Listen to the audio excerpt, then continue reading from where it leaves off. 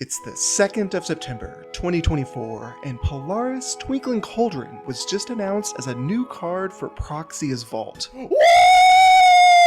And it really works. Wind Astra Arisanna pops off in a major way, with plenty of Day 2 results, a few top 8s, and even some Arisanna players making it into the 2025 World's Gauntlet. That's why he's the GOAT! The GOAT! Our favorite alchemist is making a name for themselves. But you see their partner? All good things must come to an end. Nothing lasts forever, and eventually we all have to pay the piper. And before you knew it, change was in the air. And just so everyone at home can be the judge, here's the evidence. But what if I told you, hiding deep within your bulk was a solution? What if we succumb to the compelling urge to become a farmer? That's right. Forget using weapons of mass destruction once Arisanna gets to level 3. Instead, we are returning to a simpler life. But first, a quick message from our first ever sponsor, TCG Architect. TCG Architect's deck builder tool is what I use today to build, iterate, and show off this deck. Their deck builder is super clean and just feels good to use. The best part is, you no longer have to go to a separate tool to review tournament results. And if a particular deck catches your eye, you can review their list, look over the deck stats, and even copy that deck directly into your own deck builder profile. So if you're trying to keep up with the meta, TCG Architect has you covered. If you're into Grand Archive and want a clean place to build and browse decks, it's definitely worth checking out. A link is in the description, and thank you to TCG Architect for sponsoring today's video. I'm so excited to talk about this deck today. It's been doing very well for me at locals, providing me with some undefeated events. So just want to let you know, kind of off the get-go, that I do think this is something special, and I do hope you enjoy it. This is a lower to the ground than usual Arisanna deck that looks to use potions, herbs, alongside value engines like Windmill Engineer, and then finally, for that extra bit of damage and consistency, Razor Gale Calling. So let's go over the material deck first. In this material deck, we're going up to level 2. However, you're primarily going to spend most of your time on level 1. Think of level 2 as more of an opportunity to increase your health pool as you look to close out the game. The reason for this is, truthfully, Arisanna level 2, while it does let you gather twice, the inherited effect isn't necessarily something that this deck is looking to have. It can be useful, and I have used it, but oftentimes you're looking to sacrifice these herbs to brew potions or keep your herb count high for things like Fortifying Aroma. But let's get back to the material deck. Of course, we're playing Polaris, although Polaris in this deck functions a fair bit different, which is honestly one of my favorite parts about this entire deck. There are plenty of games where I never actually end up using Polaris. For one thing, we're not going to level 3, so we're not concerned about Cosmic Bolts. But on top of that, this deck trades board control well enough without needing Polaris that oftentimes it's a card that you only play if necessary. It ends up being a card that you actually play to gain leverage. It's almost like you're having a discussion, things are going well, and then you pull the gun out, and suddenly you're the guy with the gun. Does that make sense? Think of it as that your opponent is now being put into a dilemma. Board control is being traded back and forth. You're doing quite well without having Polaris, and then suddenly you put Polaris on the board, and maybe their interest in progressing their board state, putting additional allies on the board, suddenly that comes to question as they realize that whatever they play could die very quickly, should you so choose. So Polaris is one of those cards that is not as much of a staple as you may see it in, the more typical Arisanna decks, which I think is a better experience for not only your opponent, because obviously Polaris is a polarizing card, but it's also a card that historically Arisanna decks have had to lean on very hard. It's really nice to finally play a deck that feels like Polaris is really kind of just another tool in your tool chest that you can use when necessary.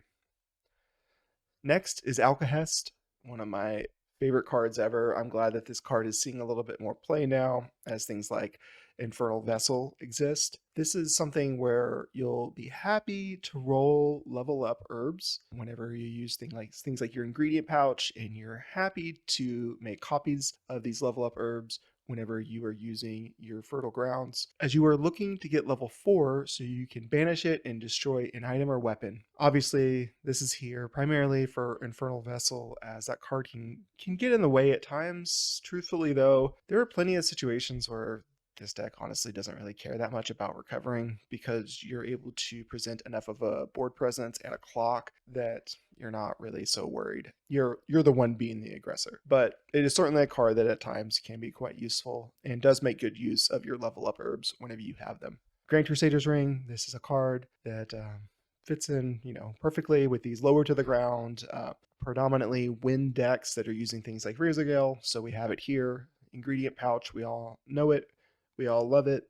Ingredient pouch is particularly cool and can be used, I think, a little bit different than usual, as normally to get the most use out of all of your resources, oftentimes you'll do this, or you'll see other people do it that play ingredient pouch, that whenever they begin their turn and they wake and they move to recollection, before they recollect, they'll pay the 1 to gather, and then they'll recollect, pick up all their cards, and go about their turn. And that feels very good because, you're using your resources efficiently.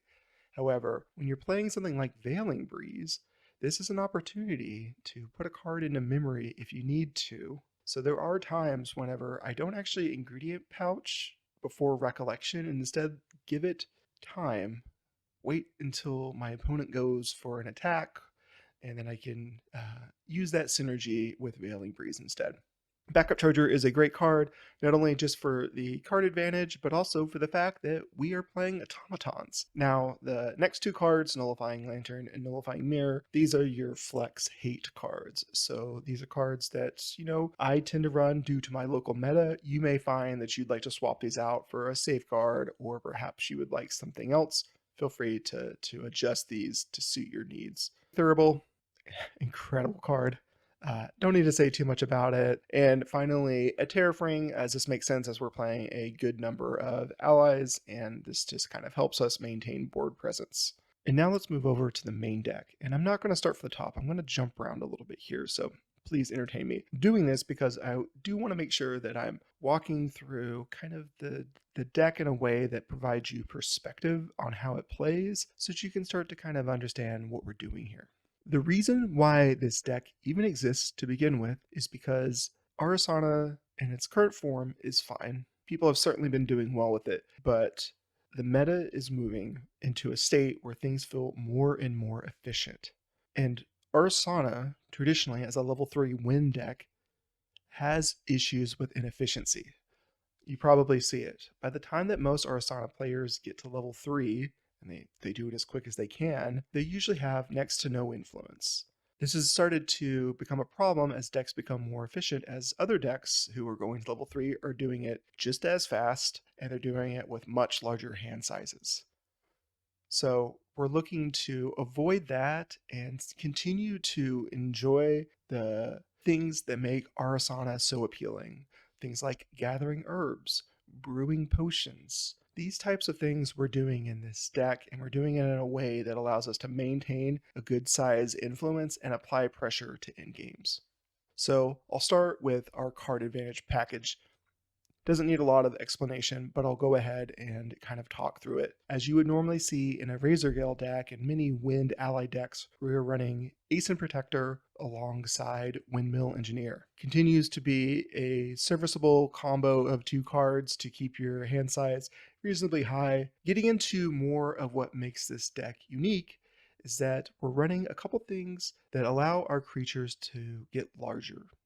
So I'm talking about things like Fortifying Aroma. I'm talking about Invigorating Concoction. We're able to run these 2 cards that heavily rely on herbs because of Fertile Grounds. So typical play for this deck is that as you start the game and you take your first turn, just like with traditional Arisanna decks, Your ideal turn 1 play is going to be to play a Fertile Grounds. This card continues to be a powerhouse. And again, whenever you're playing things like Fortifying Aroma, they get a discount depending on the amount of herbs you have, or Invigorating Concoction, which requires herbs to brew. Fertile Grounds becomes that much more important.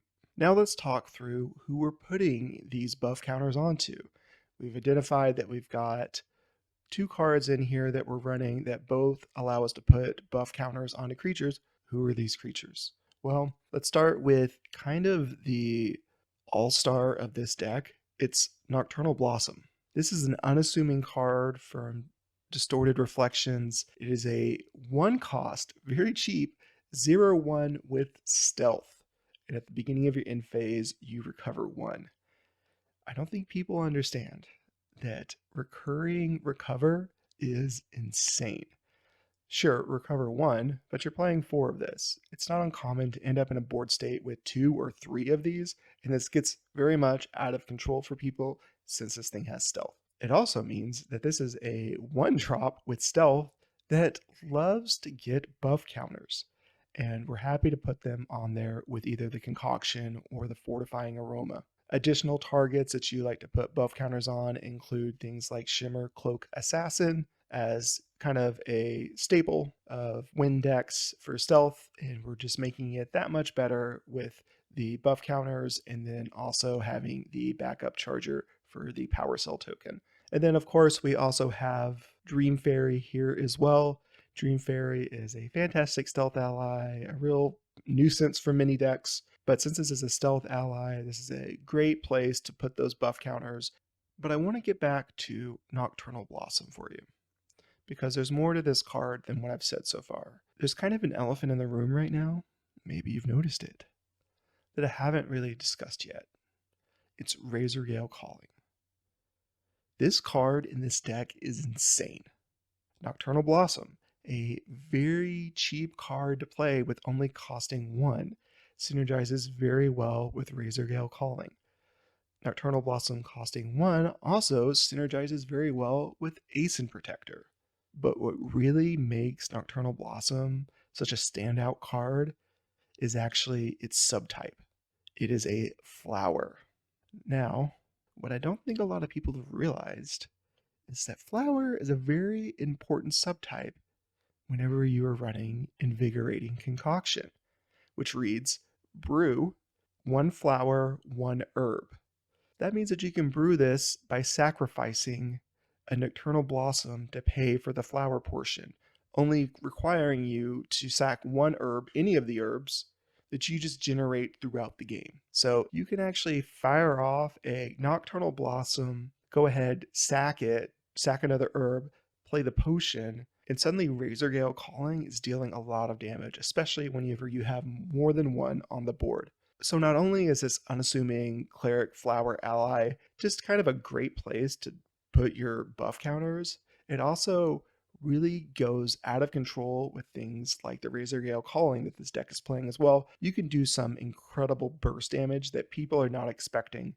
I mean, you're talking about with even a relatively small hand, all things considered, you can do a 3 visits into Nocturnal Blossom, sack it, Invigorating Concoction, and that right there is a chunk of damage, especially whenever you're, again, if you have multiple Razorgale Callings out. And again, for a very small hand size. It's quite incredible what this deck can do, and a lot of people don't expect these kills to come as quickly as they do. And that's what I think I like so much about this deck. It doesn't have a particular strategy that it's really focused on. It kind of has a couple different paths that this can kind of go down. There's some forks in the road. Sure, you've got a Razorgale Calling thing that's kind of going on, but it's not your primary game plan. Your primary game plan is swinging with allies, making your allies larger, putting out a Polaris, holding your opponent for ransom. You're doing a lot of things with allies that is really kind of fun, and you just happen to have a deck that is also brilliant when it comes to using Razorgale Calling as well. So you're probably starting to really understand what this deck is doing. It's got some really neat tricks. Let's go ahead and kind of give you the full picture though, because we've still got some cards sitting in this deck list that I haven't discussed yet. Of course, we've got Reclaim. We all know the importance of Reclaim with things like Windmill Engineer. We also have Slime Shield, a card that used to see a fair bit of play, but has kind of fallen off and is incredibly good in this deck. As you can probably guess, whenever you are devoting resources to putting buff counters onto small creatures with things like Fortifying Aroma, Concoction, and you're putting these buff counters, you also need to protect those creatures as well. Because things like Slime Shield are just incredibly important, and I run 3 of them because of that. Stifling Trap, a lot of decks are going to level 3. A lot of creatures are entering the board right now that you would like to get rid of. So Stifling Trap is in here as a 2 of. We've discussed 3 visits, and I don't think it really needs that much more explanation as to why this card is good. Veiling Breeze, of course, is in here as well. You're running only win cards, so why wouldn't you run this? So we've got that in here. And then finally, 2 Zephyrs. And I want to talk a little bit about Zephyr, because I feel like this is a card that is played fairly often, but used poorly. This deck shreds Sheru decks. Guoja Dragon decks, this obliterates them. Part of the reason why that is, of course, Dream Fairy. So let's give the scenario that you play your Dream Fairy, you target their Sheru, they use their level 2 ability to negate the targeting for the Dream Fairy. What do? You Zephyr your Dream Fairy. At the end of the turn, it comes back from being suppressed, comes into the field, you retarget their dragon. It feels so good. And then finally, Ensnaring Fumes is again, Sheru, the dragon deck is around quite a lot right now. Very aware of that. So a 1 of Ensnaring Fumes and then a 1 of Innervate Agility are in here as well, just to try and give you an opportunity to get them, even if it's only at the cost of 2 cards in your main deck. All right, so sideboard, just like any other sideboard, is fairly up to you as to what you want to add and what is relevant for your meta. Orb of Ceilings continues to be a fine card. Your final Dream Fairy, so you've got 3 in the main, 1 in the side. You have 2 additional Ensnaring Fumes, putting you at a total of 3 across the entire deck, with that 1 single copy being in your main deck. While we do have 1 Innervate Agility in the main board, we have your other 3 in the sideboard, 3 Calming Breeze, and 3 Swift Recruits. I think this sideboard is fine, and I would recommend perhaps starting with this, although I could see plenty of ways that you could switch this up. While this is still being very much wind heavy, I think there is a world where you want to rely less on Alcahest and put in some Mustangs if you think that there is enough infernal vessels floating around your meta to where you would want just a little bit more assurance that you can get rid of that vessel whenever it hits the board. Consider maybe putting some Mustangs in the sideboard. So now that I've filled you in on kind of what this deck is, what it's looking to do, I want to talk a little bit about why we're doing this. This is getting a little bit less into theorizing about the deck and more into theorizing about the game. And truthfully, for me, this is one of my favorite parts of Grand Archive. It's thinking about the game itself, thinking about it from a holistic standpoint, rather than focusing on just one small part of the game. Whenever we are thinking about the champions in Grand Archive, there really is kind of 2 different camps of champions. There are champions who their abilities, their kind of quote unquote gimmick, is focused around things that just inherently happen throughout the game. So, example of this would be CL putting cards into banishment from their graveyard, or Luxem Xander, who is looking to use cards from their memory. In this game, you're always doing these 2 things. You're always putting cards into your graveyard, and you're always putting cards down into memory. So their kind of gimmick, what these decks, what these champions are looking to do, just happens inherently throughout the game. Now, on the other side of this split of champions, the side that's not so easy to build around is frankly something like Arisanna. Tanaris is another good example. Diana, in some ways, can kind of feel like this as well, especially her older version with the guns. These are champions that their gimmick relies on things that just don't inherently happen in the game.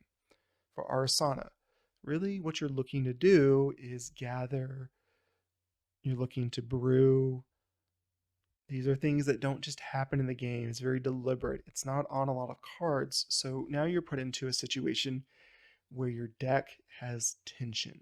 There's the side of your deck that is looking to do the things that the champion is built around and gains value from.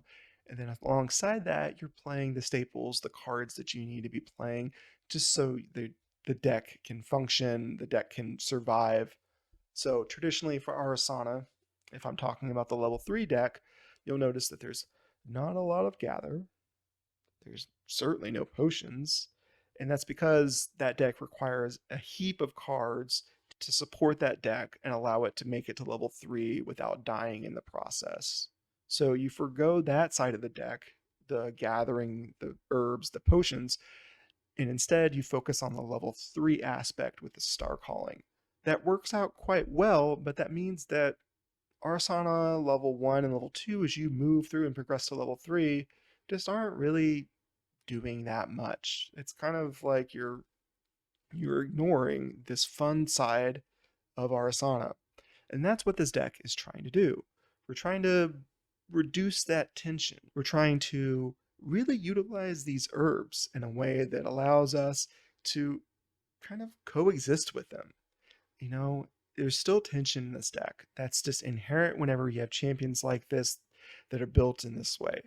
But this deck is very thoughtful and it's been put together in a very mindful way that you're only really creating as many herbs as you need. There's no fluff. We're not creating a ton of herbs. We're not saying, look at all these herbs, because frankly, we don't have that many uses for those herbs. We're much better off kind of ending up in this kind of harmonious state where, you know, we'll have some herbs, we have herb generation, but we're not needing to play things like an automated gardener. We're not playing Tend the Land or something that just has gather stapled on it for a card that otherwise wouldn't see play. We're trying to avoid that. And I think that's what I love so much about this deck, and also its greatest strength, is that it's taking these abilities to gather, it's taking these things like potions and the aroma, and it all just kind of flows. There's a sense of harmony. It all works together so well, and I'm just so pleased with this deck. But I want to thank you for watching this video today. It was a lot of fun to make. It was cool going through kind of the history of Arisanna at the start of the video and also sharing this deck that I've been working on for quite a while now. Again, I'm so happy with how it's ended up. It's proved to be very powerful, and I think a deck that actually has quite a bit of power that could yield some good results in a competitive setting. So be sure to check it out, build it, brew with it, and let me know in the comments if you have any recommendations or what you think of it. I'd be curious to hear what everybody thinks of it. If you could do me a favor, please consider hitting the like button and the subscribe button, as it helps me grow my channel and get out to a larger audience, as I love introducing Grand Archive to new players as well. So if you do happen to like this deck, and perhaps there's a friend of yours or somebody in your local scene that you think might find this appealing, please go ahead and share this video with them as well. The deck list will be in the description below. And again, thank you for watching, and I'll see you on the next one. Peace.